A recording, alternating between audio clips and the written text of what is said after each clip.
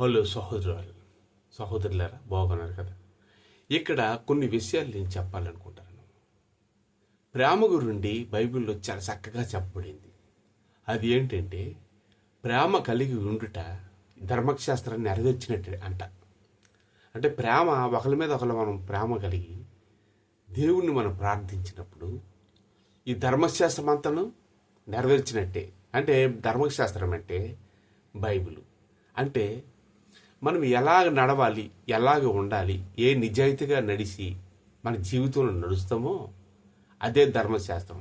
ఈ ధర్మశాస్త్రం పేరే బైబిల్.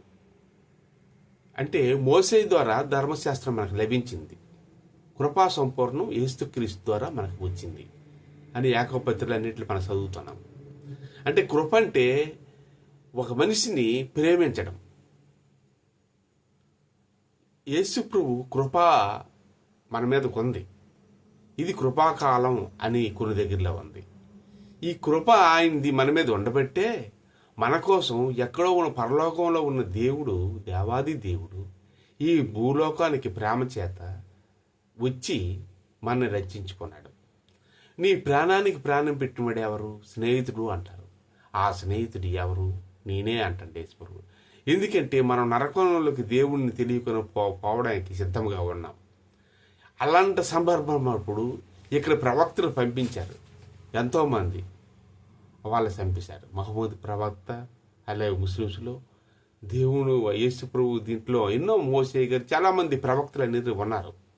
వీళ్ళందరినీ కూడాను చంపడం జరిగింది దేవుడి గురించి ప్రకటించేవారు. అయితే ఇక్కడ ఏంటంటే, ఏ ప్రవక్త లేనప్పుడు యేసు ప్రభు కూడా ఒక ప్రవక్తగానే వచ్చారని ముస్లిమ్స్ నమ్ముతారు. కానీ దేవునితో వచ్చును, దేవునితోనే వెళ్ళును అంటారు. అది కాకపోతే వాళ్ళు ఏంటంటే యేసుప్రభు దేవుడు అన్నారు. కాకపోతే ఏంటంటే మనకన్నా మెరిట్ అయినది ఏంటంటే పరిశుద్ధత పాటిస్తారు. ఒకే ఒక దేవుడు అల్లా కూడాను అందులోకి వెళ్ళేటప్పుడు కాళ్ళు చేతులు కడుక్కొని ఎంతమంది ఉంటే అన్ని కొరాయిలు ఉంటాయి. ఎప్పుడైనా ఫ్రైడే ప్రార్థన ఆజానా అవుతుంది. ఆజానా అంటే మీరు రండి అని ఒక శబ్దం అవుతుంది. సో ఫ్రైడే వాళ్ళు ఏ ఒక్క మసీదులకు వెళ్ళి అడ్నోళ్ళు లేరు. ఎందుకంటే ప్రేమ చేత ఆదుకుంటారు వాళ్ళు. అలాగే వాళ్ళు ఉపవాసం ఉండేటప్పుడు రంజాన్ పండుగ అప్పుడు ఆ మిగిలిపోయిన అన్నం ఆహారం కూడాను బీదలకి అది ఇస్తారు. సహోదరుని ఎక్కువగా ప్రేమిస్తారు. ఆ ప్రేమ కలిగి ఉండేటే ధర్మశాస్త్రం నెరవేర్చుట. మరి బైబిల్లో చూసుకుంటే ఆర్సిఎం అని, రామణ కార్తిక్ అని, లేదు యెహోవా వీరే అని, యేసు దేవుడు కాదని, క్రీస్తు సంఘం అని, ఎన్నెన్నో భేద అభిప్రాయాలు కూడాను ఇందులో ఉంటున్నాయి. అయితే యేసు ప్రభు మాత్రం దేవుడు. వాళ్ళు కూడా దేవుడు అనకపోయినప్పుడు కూడా ప్రవక్త ఆయన చెప్పిన మాట మనం వినాలి అంటున్నారు వాళ్ళు కూడా. అయితే యేసు మేఘారుడే వచ్చును, ప్రతి ఒక్క నేత్రమును చూసును అని ఒక ఖురాన్లో 43:68 ఉన్నది కూడా.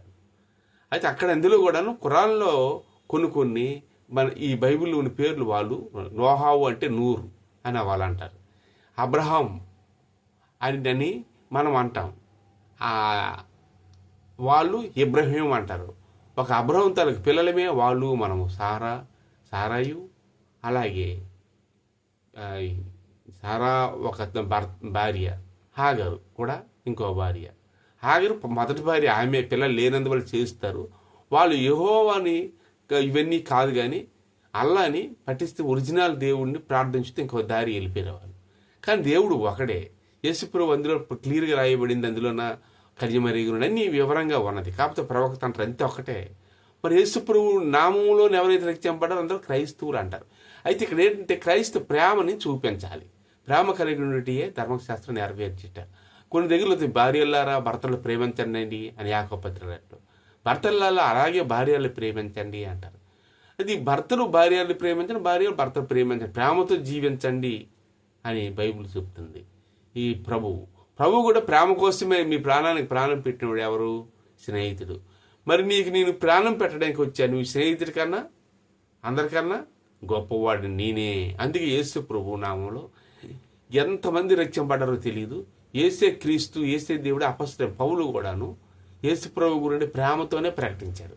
ఆయన జైల్లో సరసాలు వేశారు. ఆయన అద్దెకు కూడా ఉన్నాడు. ఆయన కొన్ని దేశాల్లో ఎన్నో కఠినమైన బాధలు కూడా పడ్డారు. అయితే కేవలం క్రీస్తు ప్రేమను చూపించాడు. ఈ ప్రేమ అన్నిటికైనా తండ్రికి ఉంటుందని దేవుడు చెప్పాడు. ఆ తండ్రి యేసు ప్రభు. ఇప్పుడు ఎందుకంటే పిల్లలు ఏదైనా ఇబ్బంది పడినా ఏదైనా సరే అప్పుడు తండ్రికి చాలా బాధ అనిపిస్తుంది.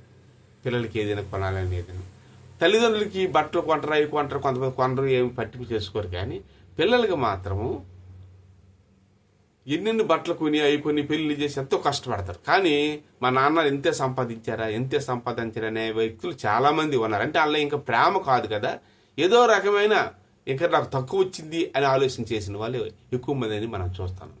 ఎందుకంటే అక్కడ ఏంటి, ఏం లేదు, తండ్రికి బట్టలు అన్ని పిల్లలకు కొంటారు కదా, పట్టు వస్త్రములు అన్నీ.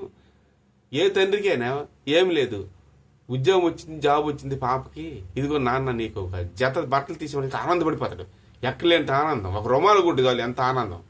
కానీ పిల్లలకి మీరు కార్లు కాదు కదా, ఏవి కొన్నా ఆ ఆనందం మా నాన్న కొన్నాడని చాలామందికి లేదు. బోల్డ్ జీవన జాయిన్ చేసిన వాళ్ళు ఎన్నో రకాలుగా అయిపోయినారు. వాళ్ళు ఉండకూడదు ఇక్కడ మనకు అడ్డని ఎన్నో రకాలుగా ఉన్నారు. కానీ తండ్రి ప్రేమ మాత్రం చాలా గొప్పది.